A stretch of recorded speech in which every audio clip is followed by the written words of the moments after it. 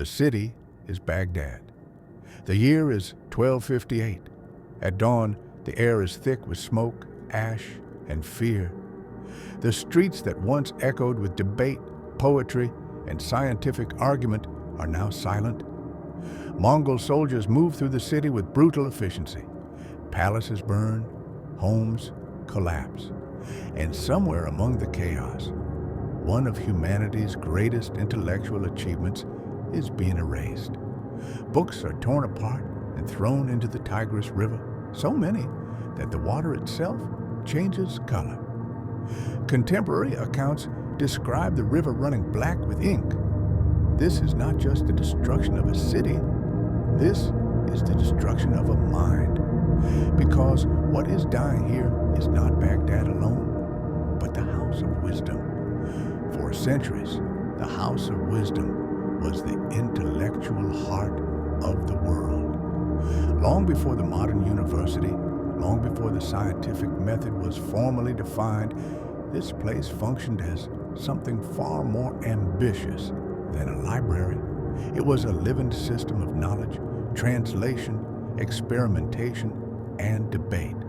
A place where cultures did not clash, they merged.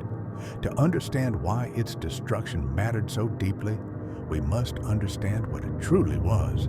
The House of Wisdom emerged during the Abbasid Caliphate around the early 9th century under the rule of Caliph Harun al-Rashid and later expanded by his son al-Ma'mun. Baghdad at the time was not just a political capital, it was a global crossroads.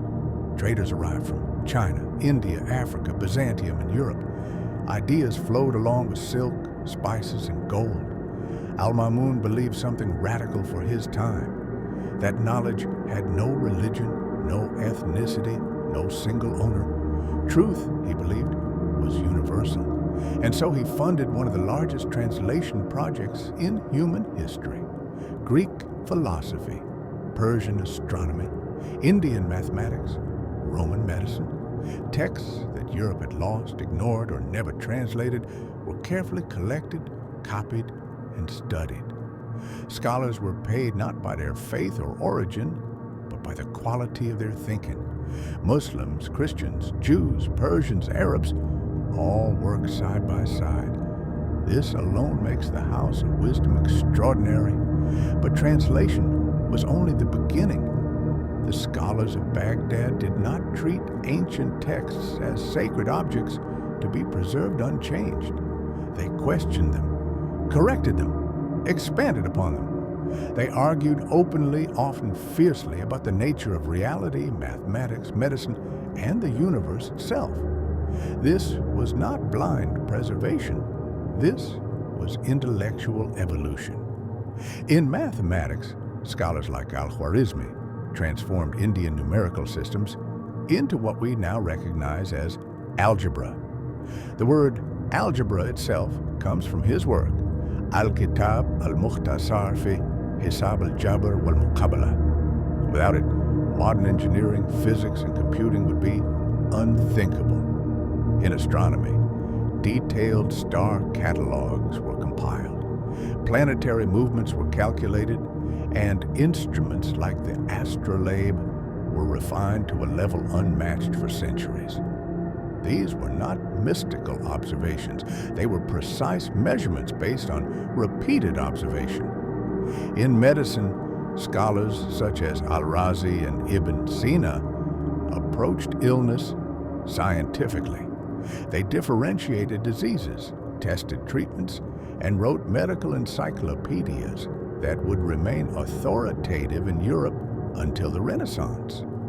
Ibn Sina's canon of medicine was still taught in European universities 600 years later. But perhaps the most important contribution of the House of Wisdom was not any single discovery. It was a mindset. The idea that knowledge grows through questioning, that disagreement is productive, that truth is not owned, it is pursued. This idea was fragile, and it depended entirely on political stability, patronage, and cultural openness. As the Abbasid Caliphate weakened over time, internal conflict grew. Resources dwindled. The unified support that once protected scholars began to fracture. And then came the Mongols. Hulagu Khan, grandson of Genghis Khan, did not see libraries as treasures. He saw them as symbols of resistance. When Baghdad fell, the House of Wisdom was not spared. The destruction was systematic. Manuscripts that took generations to compile vanished in days. Original observations, experimental records, translations of lost Greek works, gone. Some texts survived only because copies had already traveled west into Europe. Others disappeared completely, leaving behind only references to ideas we can never fully reconstruct. This loss cannot be overstated. When we speak of dark ages or stalled progress, we often misunderstand the cause. Knowledge does not vanish because humanity stops thinking. It vanishes because thinking becomes unsafe. After the fall of Baghdad, the intellectual center of the world shifted. Europe, slowly rediscovering the works preserved and expanded by Islamic scholars, entered the Renaissance. Universities emerged. Science advanced. But the House of Wisdom itself never returned. What makes this story especially painful is how modern narratives often erase it. Science is frequently presented as a straight line from ancient Greece to Renaissance Europe, skipping over nearly 1,000 years of Islamic scholarship. The House of Wisdom becomes a footnote, if it is mentioned at all. But without Baghdad, there is no algebra as we know it. No preserved Aristotle, no Avicenna influencing European medicine, no astronomical foundation for Copernicus. The House of Wisdom was not a side chapter. It was the bridge, and its destruction teaches us something deeply uncomfortable. Civilizations do not fall because they lack intelligence. They fall when they stop protecting it. Today, when we talk about information overload, censorship, ideological echo chambers, and the fragility of truth, the story of the House of Wisdom feels disturbingly modern. Knowledge still depends on openness, on translation, not just of language but of perspective, on environments where disagreement does not lead to annihilation.